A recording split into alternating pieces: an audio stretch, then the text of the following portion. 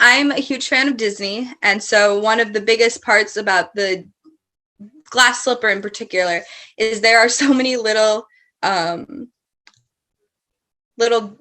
Disney jokes almost, like there'll be like references to fairy tales, or as my professor would always say, make it more Disney, add more little Disney jokes. And so there are a lot of those little, because we still should laugh during, even if it's sometimes talking about a more serious issue. I think little moments of laughter make it easier to process. And so there are little Disney references and little fairy tale references all sprinkled throughout it. Hi, my name is Molly, and if you want to learn more about Glass Slipper, which is Cinderella with a twist, please watch this video. This specific story, Glass Slipper, my have to write it was for a playwriting class I was taking in college. And I had to write it as our final project for our 10-minute festival that we were doing. But the idea, originally, it was just a girl dealing with a therapist and talking back and forth. And I had struggles when I was younger where I had family members who would not fully understand that mental health recovery takes time. And so it evolved from a girl talking to a therapist to more of a girl dealing with two different people in her life, one who was willing to wait for that growth and the other who just wanted her to get better for the sake of getting better.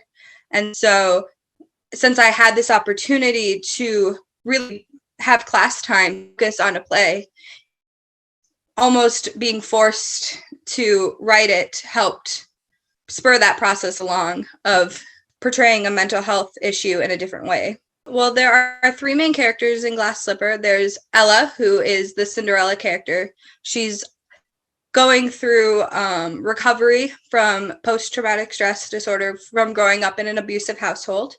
Then there's Nicole, her roommate and best friend, who is sort of a fairy godmother-like character. And then there's Princeton, who is her boyfriend, her Prince Charming. And it follows Ella's start of recovery, and it deals with right after she goes to the ball. She thinks that there was this magical ball where Princeton saved her, and she got out of her hellhole and is now in a fairy tale life.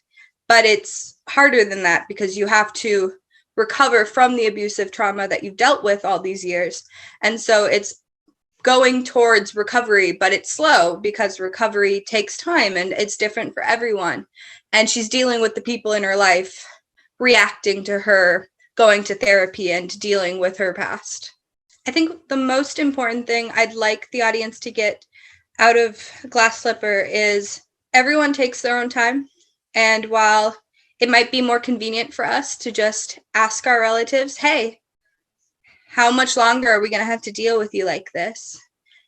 It doesn't always feel like it takes forever for the person dealing with it.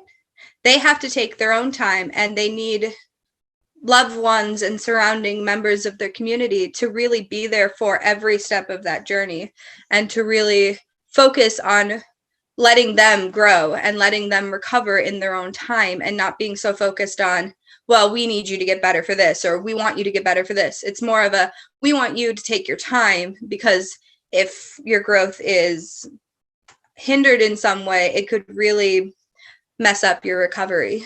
I think viewers should attend the Talking Out Festival because it's an experience. It's a new way of seeing different mental health stories played out. It's a once in a lifetime experience of seeing these plays all collected together. It's everyone's mental health journey, and it would be wonderful to see essentially a once in a lifetime collection of them all together. I feel like events like the Talking It Out Festival are very important because we need to start talking more about mental health. We have this stigma of, well, we can talk about it, but it doesn't happen to everyone. And I feel everyone has their own mental health journey and everyone has these experiences. And the more we talk about it and the more that they're not just, well, we're going to take this in a metaphorical sense, the more we literally talk, the better we are going to be as a society in the act of talking about mental health. Hi, my name is Molly Peterson, and if you enjoyed our conversation about Glass Slipper, please check out the Talking It Out Festival.